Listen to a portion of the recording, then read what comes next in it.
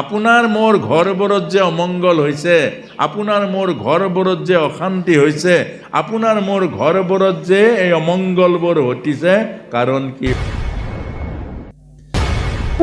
তৃতীয় স্কন্ধ প্ৰথমতে আছে বৈকুণ্ঠৰ জয় বিজয়, অভিগপ্ত জীৱন। সনক সনন্দ সনত কুমাৰ ব্ৰহ্মাৰ মানস পুত্ৰ, এই চাৰিজনক অভিশাপ দিলে। এই চাৰিজনে অভিশাপ দিলে জয় আৰু বিজয়ক। এটা তাত্ত্বিক ৰূপে জয় আৰু বিজয় কোন? যিয়ে ইন্দ্ৰিয়সমূহক জয় কৰে, ইয়াৰ নামে হ'ল জয়। যি জীৱ ইন্দ্ৰিয়সমূহক জয় কৰিব পাৰিছে, এই জীৱই বৈকুণ্ঠৰ সেৱা কৰিব পাৰিব, এপইণ্টমেণ্ট পাব। এইটোকে কয় জয়। এটা হ'ল বিজয়। যি জীৱই বিজয় প্ৰাপ্ত হৈছে ইন্দ্ৰিয়ৰ, সেই জীৱই ভগৱানৰ পাৰিষদ হ'ব পাৰিব। ইয়াৰ নাম হ'ল জয় বিজয়। এতিয়া চাৰি সিদ্ধ বৈকুণ্ঠলৈ গ'ল। বৈকুণ্ঠলৈ গৈ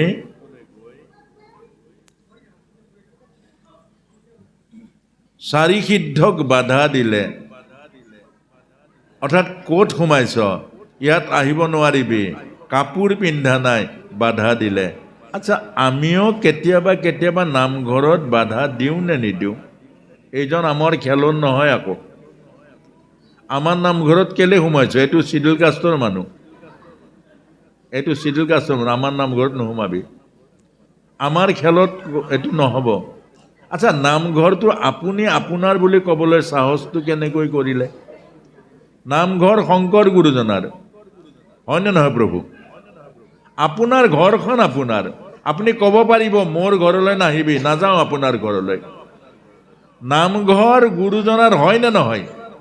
আমাৰ প্ৰথম অপৰাধ গুৰুজনাৰ সম্পত্তিক মোৰ সম্পত্তি কৰাটো প্ৰথম অপৰাধ। এইটো চুতীয়াৰ নামঘৰ, মানে চুতীয়া গুৰু আছে নেকি? নে চুতীয়া ভগৱান আছে? এইটো কেওটৰ নামঘৰ, কেওট ভগৱান আছে নেকি ইয়াত? সদায় মনত ৰাখিব, ঈশ্বৰৰ সম্পত্তি সাৰ্বজনীন, চবৰে অধিকাৰ আছে। ঈশ্বৰক ভজিবৰ কাৰণে যেনেকৈ চণ্ডালিনী শবৰীৰো অধিকাৰ আছে। মনত ৰাখিব, মহান মহান ঋষিসকলে নাপালে, চণ্ডালনীয়ে পালে ভগৱানক। মহান মহান সাধকে নাপালে, সাধাৰণ নাৱৰীয়া কেওটে ভগৱানক পালে। সেইকাৰণে আমাৰ কিছুমান ভুল আছে। আমি ভকতি সাধু, কিন্তু ভকতিৰ ফল আমাৰ নাপাওঁ। কেলে নাপাওঁ? আমি ভকতিৰ লগত অভকতিৰ কামবোৰ কৰি পেলাওঁ।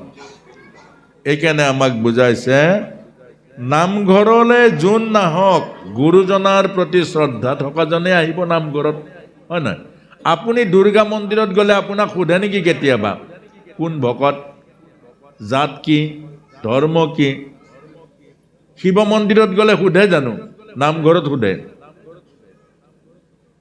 শিৱ মন্দিৰত গ'লে সোধে জানো? আপুনি লং পেণ্ট পিন্ধি যাওক, ক'ৰবাত যাওক, কিন্তু নামঘৰত কিয় ইমান প্ৰতিবন্ধ? লং পেণ্ট পিন্ধিব নালাগে, কেলে? গুৰুজনাৰ নামঘৰ। নামঘৰততো ধুতি পিন্ধি এজন ভকত আহিছে, জাত কিয় বিচাৰ কৰে? জাত বিচাৰ কৰিব লাগে জানো প্ৰভু? লাগে জানো? কিন্তু কৰে কিয়? এই কথাটোৱে আমাক বুজাইছে তৃতীয় স্কন্ধৰ প্ৰথমতে, যে সদায় মনত ৰাখিব, নামঘৰ নামঘৰ হৈ থাকিব দিয়ক, ইয়াত আহিব নাম ল'ব, বাহিৰা কথা নহ'ব। ভাগৱত ভাগৱত হৈ থাকিব দিয়ক, ভাগৱতলৈ আহিব, ভাগৱত শুনিব। যদি ভাগৱতত আমনি কৰে, তেওঁ সসন্মানে সেৱা এটা কৰি ৰাস্তাত নি ক'ব, প্ৰভু আপোনাৰ ঘৰৰ পৰা শুনিব, আপুনি তালৈ যাওক। সদায় মনত ৰাখিব, এই নামঘৰ নামঘৰ হৈ থাকিব দিয়ক, নাম নাম হৈ থাকিব দিয়ক, ভাগৱত ভাগৱত হৈ থাকিব দিয়ক, গৃহস্থী গৃহস্থী হৈ থাকিব দিয়ক। দেখিব, ইয়াতকৈ ডাঙৰ সুখ আৰু আমাক নালাগে ক'তো।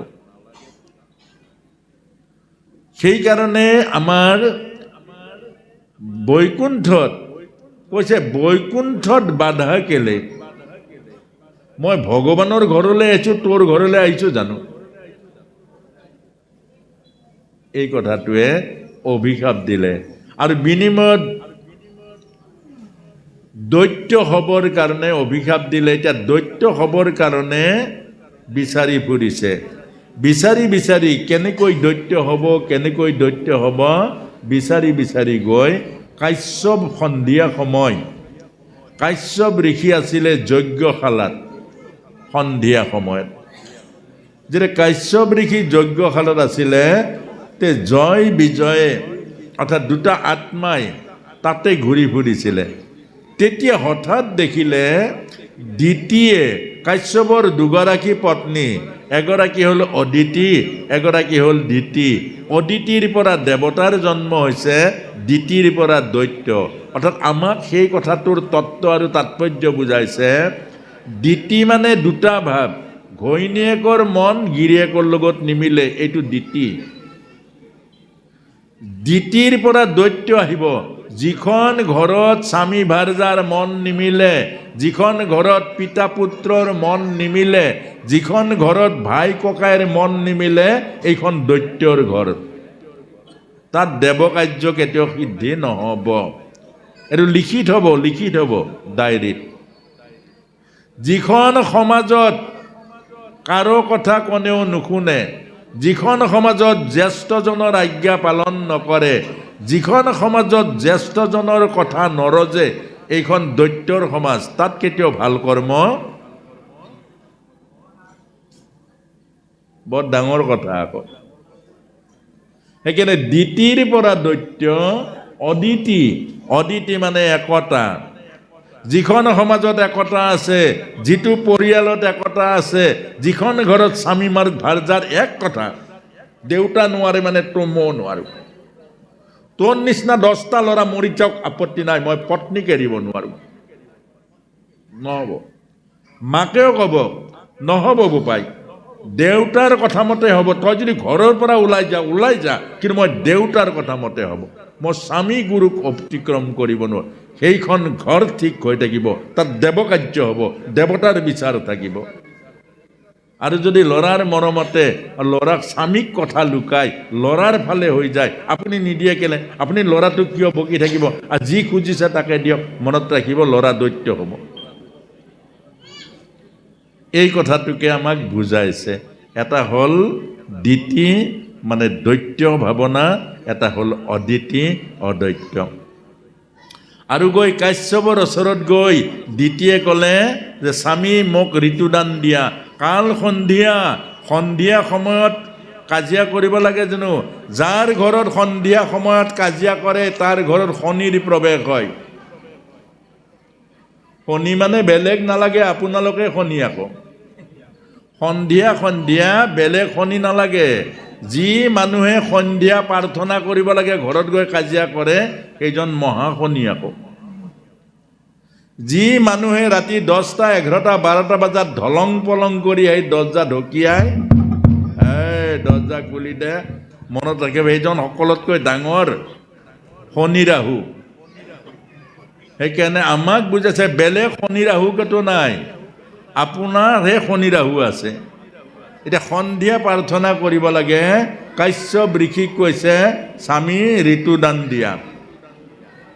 কাশ্যপ ঋষি আচৰিত হৈ গ'ল।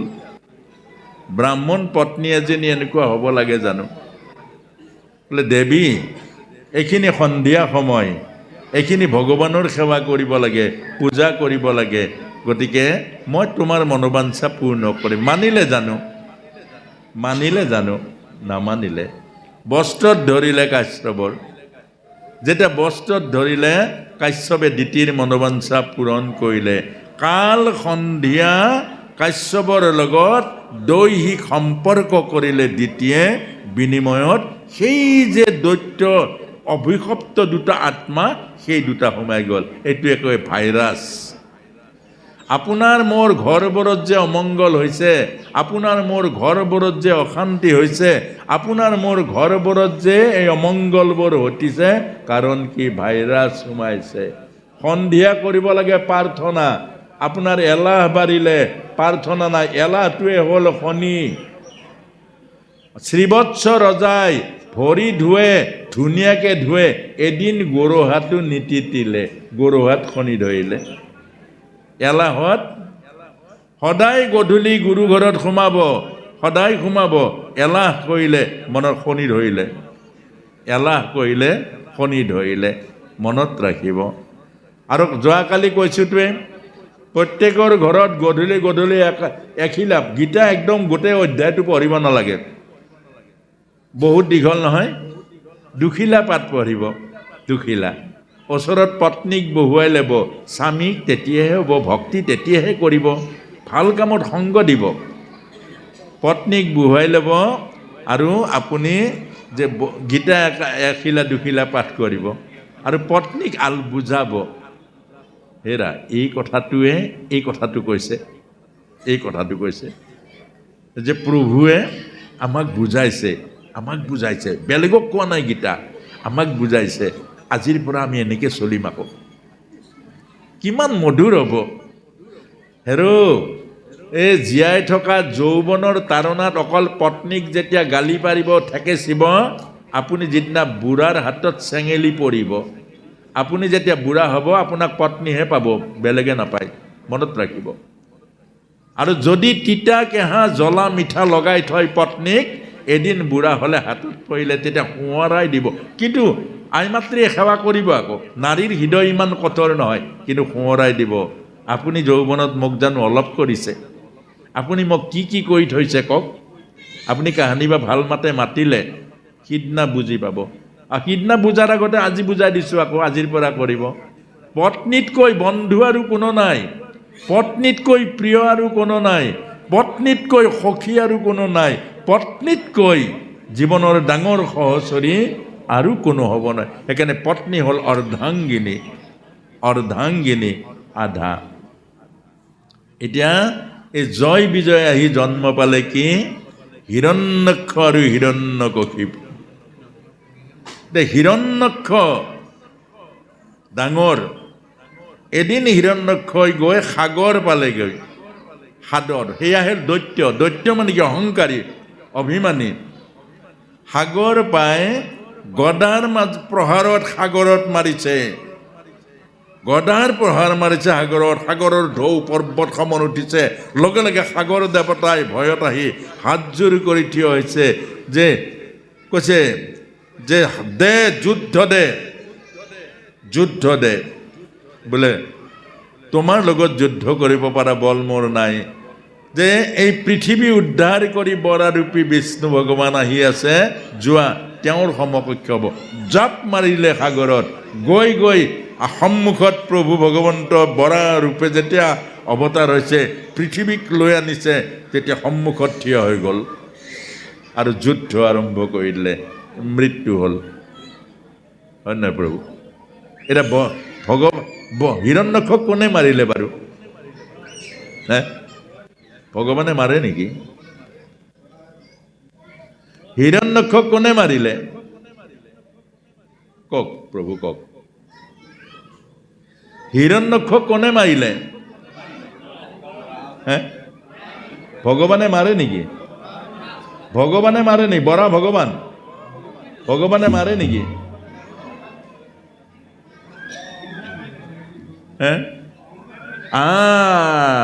একদম সুন্দৰ, হাততালি এটা মাৰি দিয়ক। অহংকাৰে মাৰিলে। সেইকাৰণে আমাৰ আই মাতৃসকলে এইটো ডাইৰেক্ট লিখি থব, মোৰ সন্তান যদি অহংকাৰী হয়, তাক বেলেগে মাৰিব নালাগে, অহংকাৰে মাৰিব। অহংকাৰ সকলোতকৈ ডাঙৰ শত্ৰু মানুহৰ। অহংকাৰ ডাঙৰ শত্ৰু। অহংকাৰ মাৰিবৰ কাৰণে আজি এই ধাৰিবোৰ পাৰি থৈছে, চব ধাৰিত বহিব লাগিব। ইঞ্জিনিয়াৰ SDO আহিলেও, স্বয়ং DC আহিলেও এই ধাৰিত বহি ভাগৱতৰ কথা শুনিব লাগিব। অহংকাৰ মাৰা এইটোৱে উপায়। যদি আজি ডিচিৰ ঘৰত গীতা, আমিও ডিচিৰ ঘৰত গীতা পঢ়িবলৈ গৈছোঁ, DC আঁঠুকাৰি চৰণ ধুৱাব লাগিব, DC ধাৰিত বহিব লাগিব, DCও প্ৰাৰ্থনা কৰিব লাগিব। এইটো হ'ল উত্তম ভকতিৰ ক্ষেত্ৰ গুৰুজনাই আমাক দিছে। ভকতৰ চৰণ ধুৱাবা, দিনত হাজিৰা কৰি গৈছে আপোনাৰ ঘৰত, দিনত হাজিৰা কৰি গৈছে আপোনাৰ ঘৰত দা মাৰি, ৰাতিলৈ আহিছে সেইদিনা নামষাৰ আপোনাৰ ঘৰত গাব, ভকত ৰূপে আহিছে, আপুনি পদূলিত চৰণত ধৰিব লাগিব, পদূলিত চৰণ ধুৱাব লাগিব, আদৰি আনিব লাগিব, আপোনাৰ অহংকাৰটো লগে লগে চৰণলৈ নামি যাব। এই কথাটোকে আমাক বুজাইছে। গুৰুজনাৰ ধৰ্ম ইমান উত্তম ধৰ্ম, অহংকাৰ আপোনাৰ স্বৰ্গৰ সম অহংকাৰ, হিমালয়ৰ উচ্চ শিখৰত থকা অহংকাৰ লগে লগে চৰণলৈ নামি আহিব। কিন্তু আমাৰ দুৰ্ভাগ্য, আজি চৰণ ধোৱা চিষ্টেমটো নাই, ভৰি ধোৱাটো আছে, চৰণ চিষ্টেমটো প্ৰায় উঠি গ'ল। এতিয়া হিৰণ্যকশিপুৱে তপস্যা কৰিবলৈ গ'ল ভাতৃ হত্যাৰ প্ৰতিশোধ ল'বলৈ,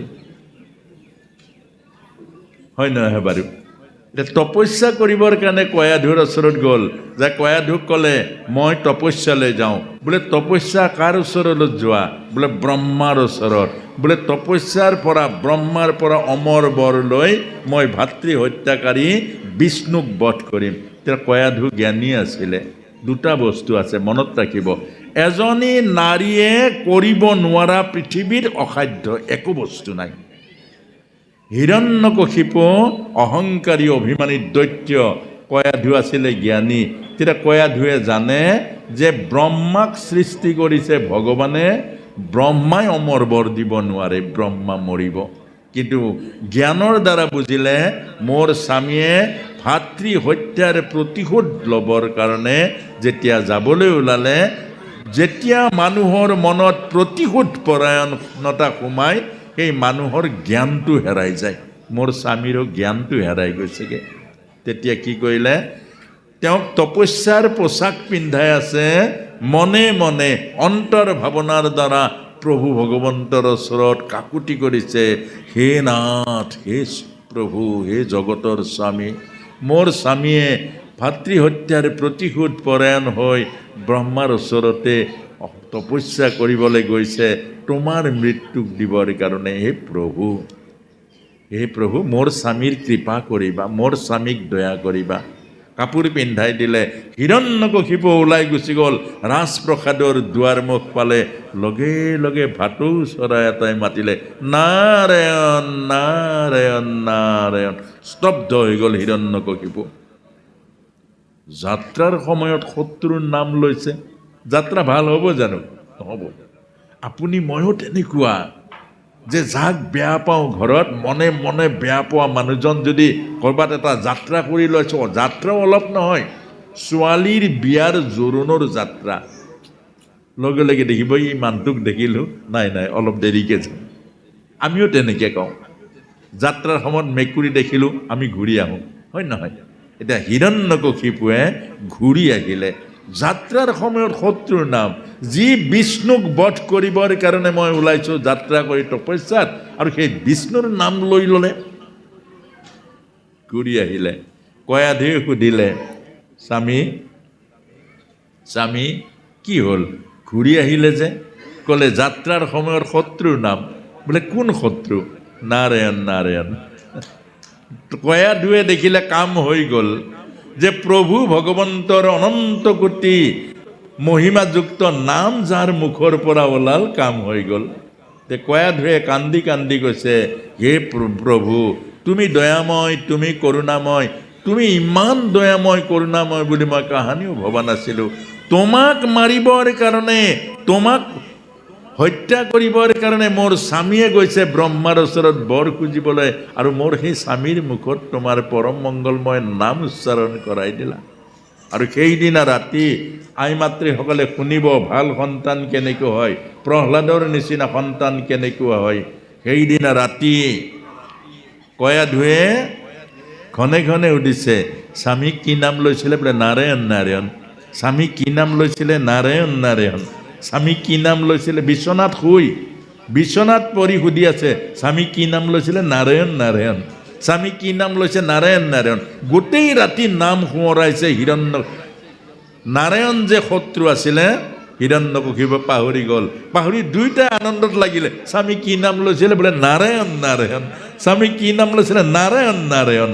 এই নাৰায়ণ নাৰায়ণ নামেৰে 12 বজাৰ পিছত কয়াধুৰ গৰ্ভত এই নাৰায়ণৰ নামেৰে বীজ স্থাপন কৰিছে, আৰু এই বীজেই হ'ল প্ৰহ্লাদ।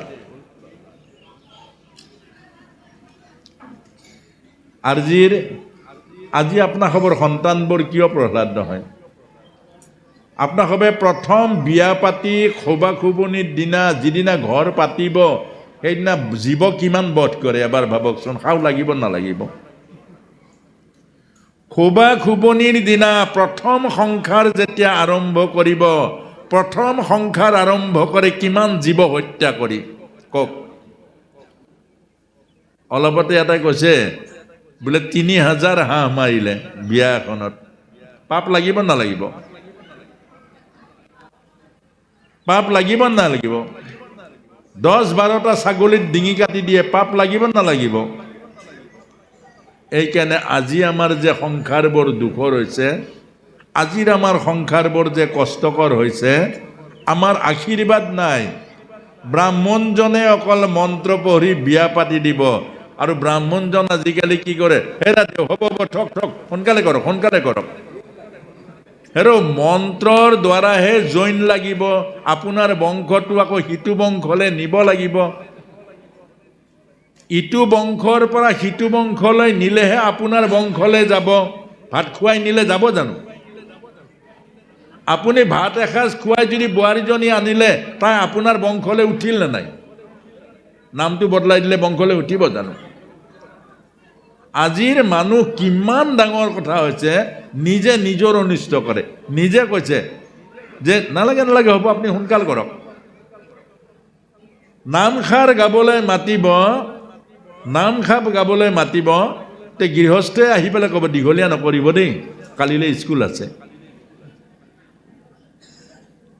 নামষাৰ গাবলৈ মাতিব, যদি আচাৰ্যজনে কয় এইখিনি নিয়ম কৰিবা, ভকতক এইখিনি কৰিবা, তাৰ পাছতে আহিব এইজনক মাতিবা নিলে বৰ নিয়ম দেখুৱাই, এইবাৰৰ পৰা এইজনক নামাতো। আৰু নিয়মটো কৰিলে যে গৃহস্থীৰ উপকাৰ হ'ব, এই কথাটো মানুহে এতিয়া বুজি নাপায়।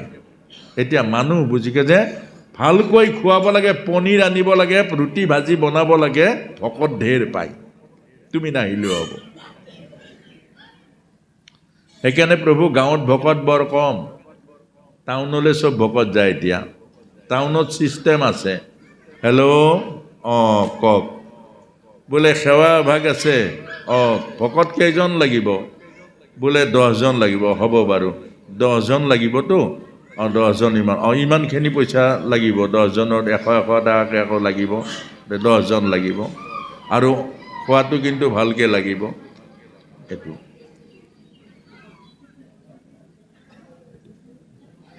অৰ্থাৎ ঠিকে আছে, পইচা দি দিব আপোনাক, কিন্তু নীতি নিয়ম কৰিলে বেয়া নহ'ব। এইকাৰণে আমাক বুজাইছে প্ৰভু মস্ত যে সদায় নীতি নিয়ম।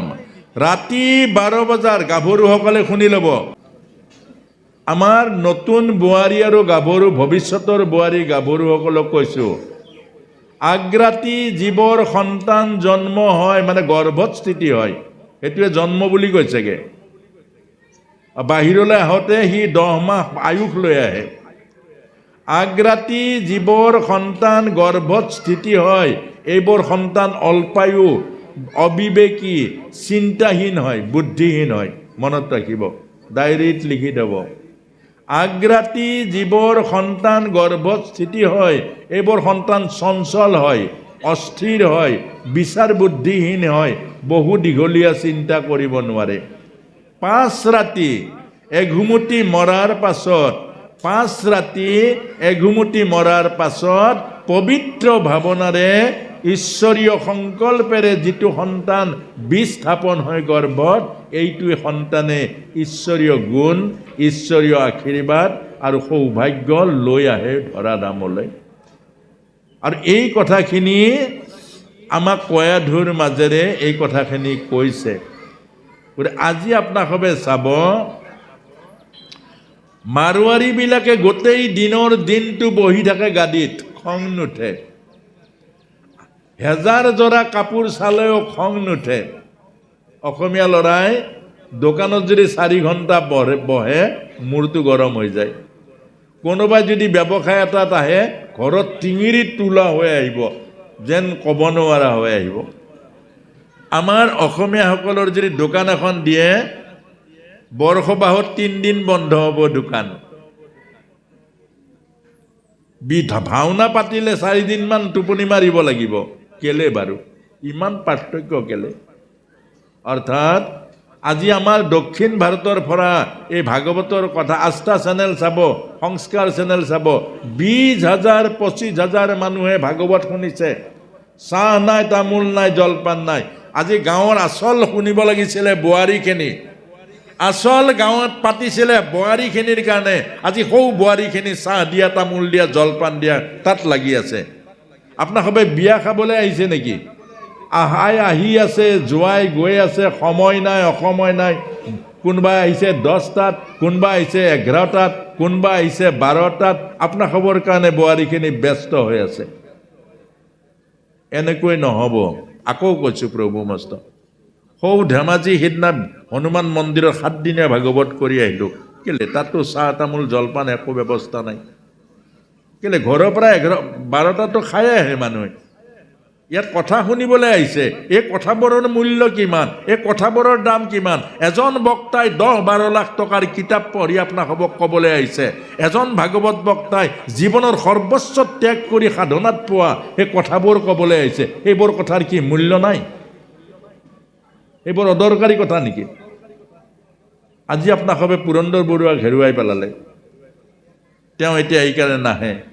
কেলে? কথাবোৰেই যেতিয়া মানুহে নলয়, চাহত গুৰুত্ব দিয়ে, তামোলত গুৰুত্ব দিয়ে, তেতিয়াহ'লে তাত গৈ কথা পাতি একো লাভ নাই।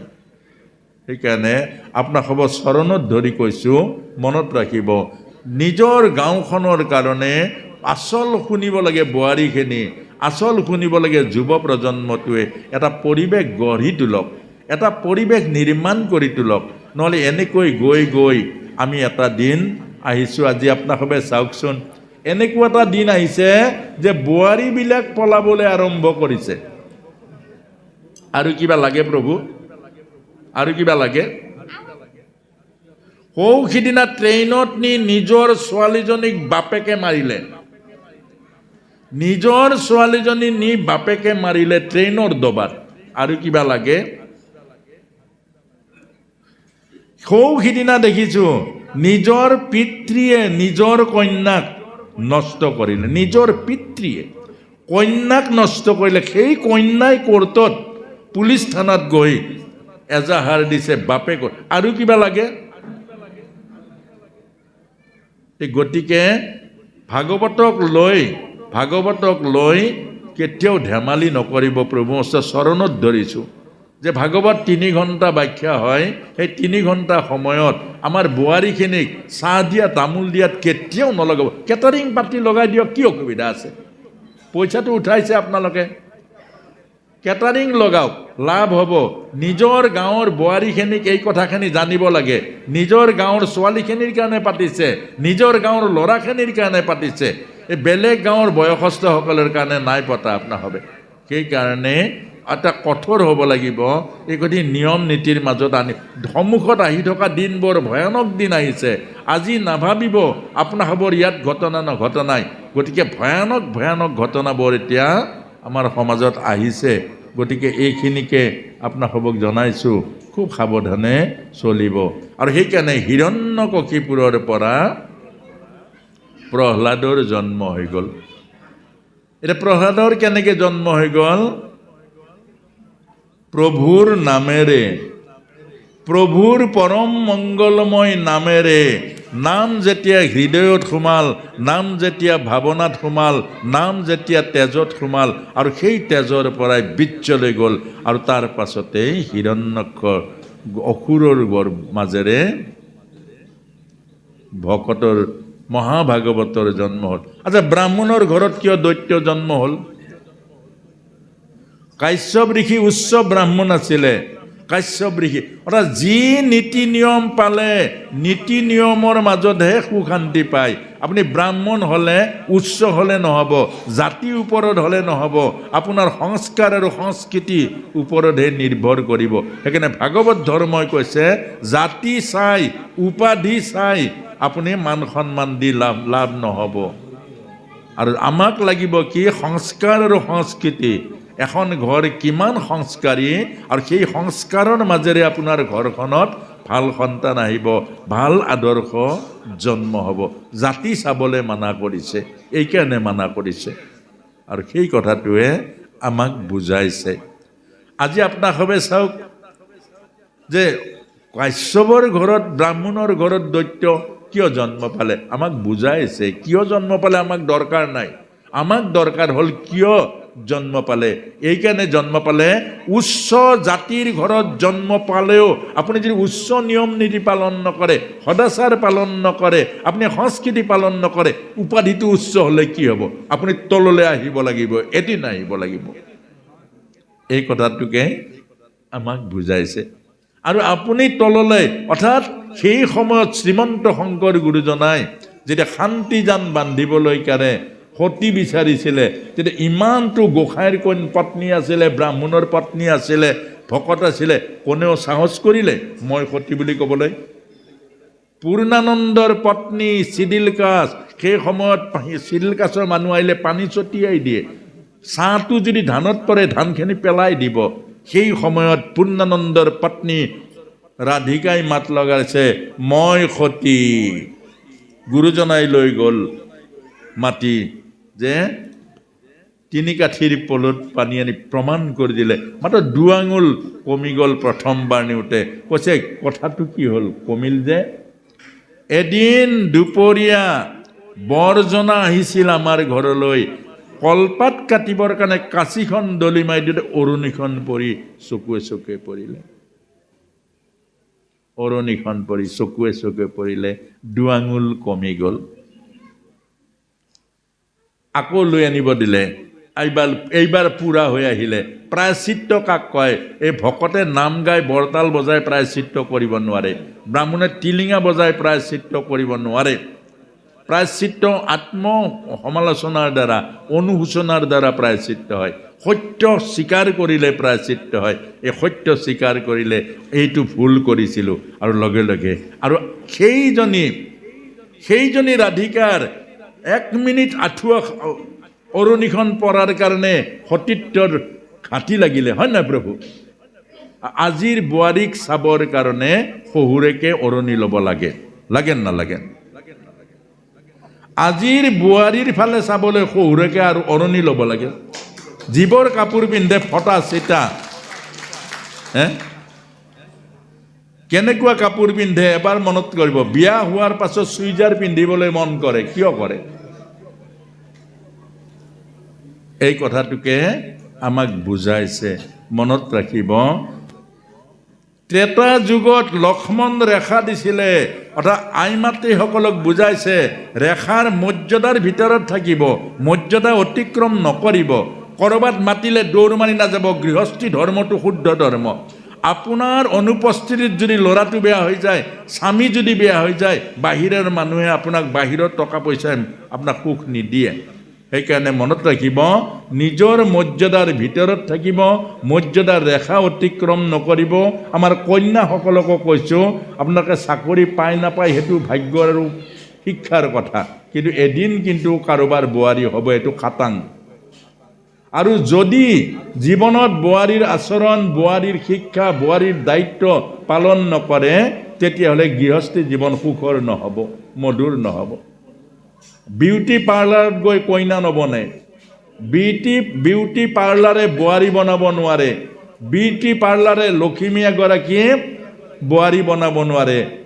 নিজৰ চৰিত্ৰ সাধনা আদৰ্শ আচৰণেহে এজনী বোৱাৰী বনাব, এজনী যোগ্য লখিমী বোৱাৰী বনাব, এজনী যোগ্য মাতৃ বনাব।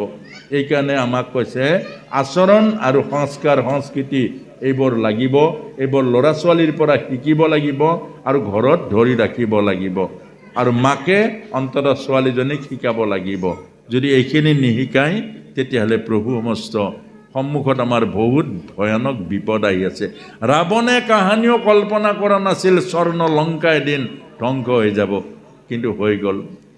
দুৰ্যোধনে ধৃতৰাষ্ট্ৰই কাহানিও কল্পনা কৰা নাছিল 100 পুত্ৰ স্বৰ্গৰ দেৱতা আহিলেও পৰাজয় হৈ যাব, কিন্তু এদিন ধ্বংস হৈ গুচি গ'ল। গতিকে এইখিনি কথা আমি সদায় ৰাখিব লাগিব, সদায় মানিব লাগিব, আৰু এইখিনি আমি আচৰণখিনি ৰক্ষা কৰিব লাগিব।